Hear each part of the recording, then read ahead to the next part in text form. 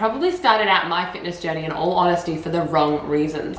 And if you're listening to me talk and saying, I hate all exercise, Beck, if you tell me do what I like, I will sit on the couch and eat potato chips. I don't believe you. I'm not going to spend my days doing what I don't like.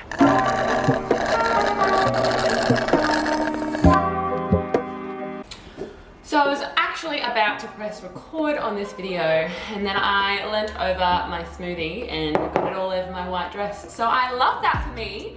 But anyway, hello guys, welcome back to my channel. My name is Beck, if you don't know me. It is bloody hot as hell in Brisbane right now. It is so hot. And I've just made it's a little bit melted now, to be honest, because I've just had to like wash and dry my dress from spilling it on myself.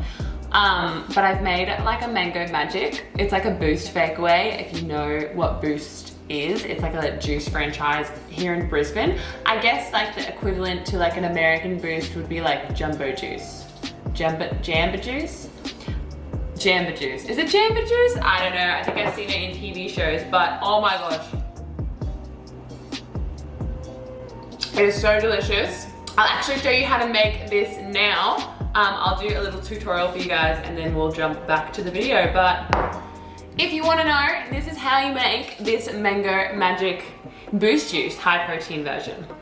Boost Juice Mango Magic Fake Away, but lower in calories and higher in protein. Did you know Mango Magic from Boost is 420 calories? You can have this entire thing for 188 calories, more protein. It's just as thick, just as delicious, and perfect for a hot summer's day. Definitely try it out. I hope you all went to the kitchen, made this, and you're back, ready to listen to what I have to say about this topic, because you really need to. So if you haven't done that, pause the video, come back with your Boost Juice, and let's get into it.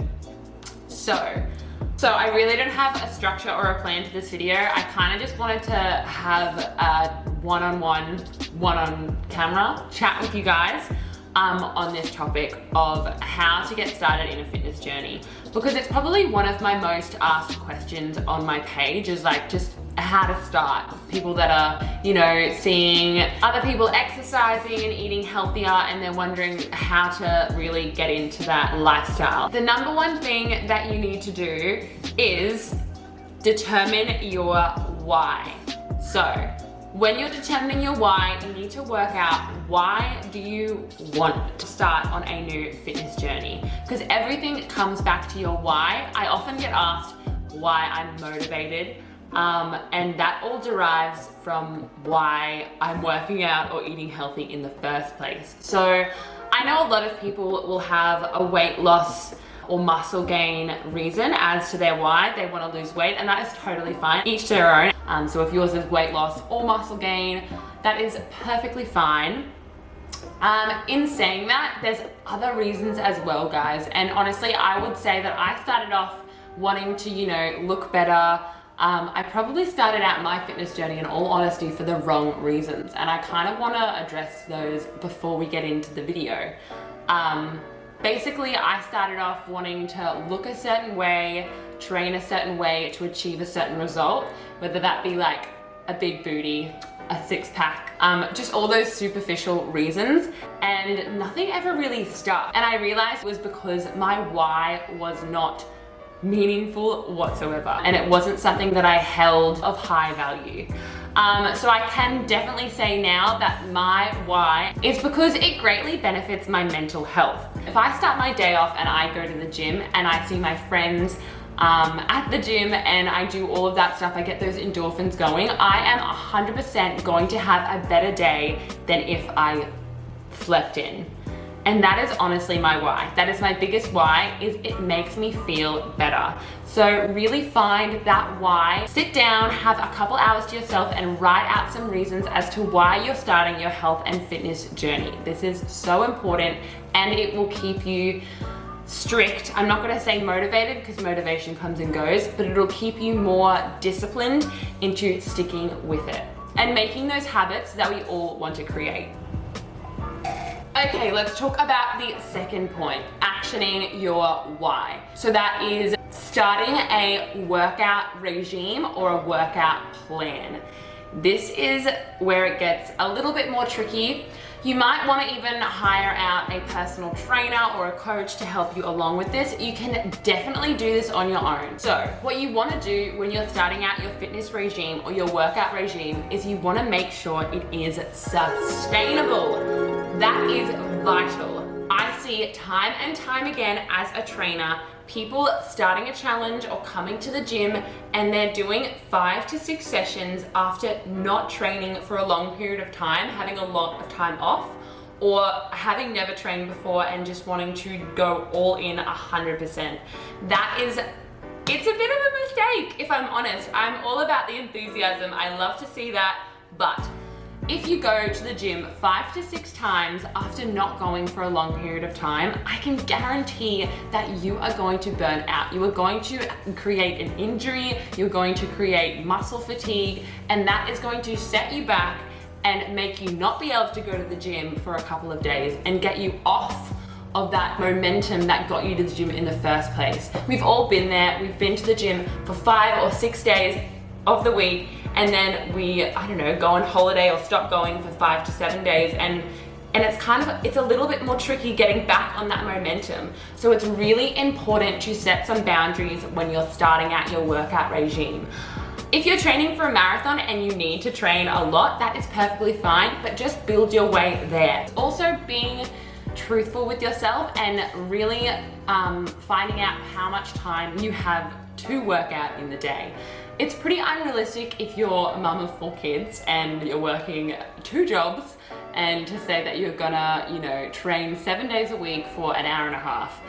It's just not gonna happen, and you're setting yourself up for failure. So really be realistic when setting out your workout regime and really try and build it up as time goes on. Don't go for the 100% all-in approach, because it's the worst thing ever when you set those unrealistic expectations for yourself and you don't meet them and you find yourself disappointed and just wanting to give up. And that is what we do not want to do. We do not want to give up.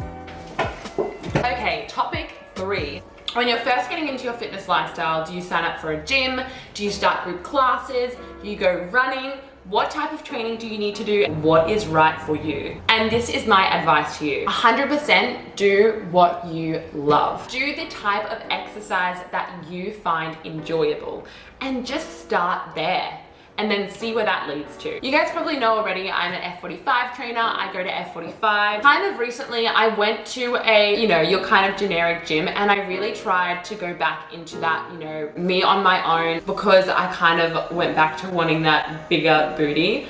But the thing is, I really don't like training that way anymore. It's just not what I like, and I'm not going to spend my days doing what I don't like. I find F45 so enjoyable because I have friends and have made relationships there, and it's just the type of training that I like. And it's not necessarily getting me to a particular physique, but it's keeping me on my fitness and health track, and it is aligned with my why. So I really don't recommend you guys do things that you hate, because there are a million things that can make you healthy, fit, and active without having to do something that you're finding is a chore.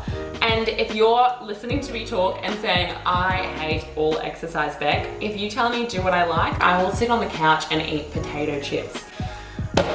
I don't believe you. I definitely don't believe that. And the reason is because sitting on the couch and eating potato chips versus going out for a walk, what's gonna make you feel better afterwards? What's gonna make you feel better long term? Sitting on the couch and eating potato chips might make you feel better in that second whilst it's happening, but you'll feel gross and sluggish afterwards. Obviously, you can sit on the couch and eat potato chips sometimes, guys. Don't come after me. But you get my point. Honestly, just try something new. Try an F45 class. Try go join your local running club. Try walking down the street to the shops instead of driving. Doing any small thing is going to move that needle and get you closer to finding out what exercise you like to help you stay on track with your why and with your goals, and stay aligned to what you want in your health and fitness journey. So really doing that exercise that you love is what is going to get you there each day. Oh my god, my camera died, so I'm back now, and it's probably on a different angle because I don't know how I got it on the last angle. This is really sad. Anyway, on to point number 3, making healthier choices in your fitness journey. So firstly, I want to address the fact that you do not have to restrict all of your favorite foods. You don't have to eat foods that you don't like, and more importantly, you don't have to eat chicken and broccoli every day, which is what I initially did and thought. I've definitely been through the roller coasters of restricting and binging and just, you know, telling myself that there are good and bad foods. And that's really not the case. There are foods that are more nutrient dense, there are foods that are higher in fats, higher in carbs, higher in protein, but no foods are good or bad. As long as you're eating 80% whole foods, and then 20% of that time you want to be eating those soul foods, those really enjoyable foods that you absolutely love, so you don't have these crazy cravings, because they will definitely derail you. I have literally a million recipes on my Instagram of foods that, you know, you might not think are healthy, but they have great macros, they're higher in protein, and they do have those micronutrients as well. So definitely check that out. I managed to eat literally, I don't think I ever eat something that I don't feel like. Every single meal that I eat in a day I enjoy, and that is how I eat healthy. It's not that you can't have something, it's just maybe a healthier option is better. So for instance, if you're someone that gets takeaway 24/7 because you don't have time, maybe instead of getting those McDonald's meals every single night of the week, stop off and get a My Muscle Chef packaged meal that, you know, has those veggies in it and has that protein in it, but it's just as convenient and as fast. Or even look at the menu and see if there's a healthier alternative. I know Guzman y Gomez, I could honestly eat their salad every single night of the week. So just looking at the menu and seeing if there are healthier options that you might like better. Before I tried the GYG salad, I was like, as if I'm gonna like this. The burrito is like, you know, my go-to order, but you know, try it. Actually try it. I guarantee you, half of you are listening to this being like, she goes to Guzman y Gomez and orders a salad. Actually try it, it's so nice. Like, I genuinely like it. So just making those small changes and making sure, once again, sustainability, we're doing it gradually. So making those healthier choices and just trying to have that 80-20% approach to nutrition, and realizing that you don't need to restrict foods. You can have everything you want in moderation, just as long as you're sticking to your targets, and that is 100% possible when you're having an 80-20% approach. I hope that makes sense in terms of food and nutrition. If you do want a hand with anything, make sure to comment any questions you have below and I can answer them. If you do want to check out what your calorie deficit is, I do have a link for that here. And I also have a video on reverse dieting as well. I don't want to overload you guys with too much information, so I am going to stop it there. I'll just recap quickly what we've spoken about. So when you are starting on your fitness journey, it is imperative to make sure you have a why and you have your goals in place before you start training. Whatever that may be, that might be because you want to feel better. It might be because you want to be able to do a hike up a mountain. It might be because you want to go for a run or a bike ride with your kids. Anything, it could be honestly anything, but just make sure that is clear as a bell. Write them down, put them in your phone notes. Make sure you know your why. The second thing I want to drill down is make sure you have a sustainable workout plan or regime that you're walking into. Do not go to the gym for the first time ever and be like, I'm training 6 days a week. Because I guarantee after that first session or second session, you're gonna be sore and you're probably not gonna get that 7-day-a-week goal. And if you do, it is going to make you so fatigued because you've never trained before that you won't come back for a few days and you will lose that momentum. Momentum is key. Sustainability is key. So make sure you're gradually increasing that training, whatever that may be. Which leads me into the third point, which is making sure you actually enjoy the training and you're finding it is not a chore and you're making it a lifestyle choice instead of waking up and being like, oh, I have to do this thing. It's a chore because you don't actually enjoy it. So really try hard to explore all of your options. Try something new, find what style of working out you like best, and I guarantee you there will be something that makes you feel so good, better than lying down on the couch and eating potato chips, that you will want to stick to it.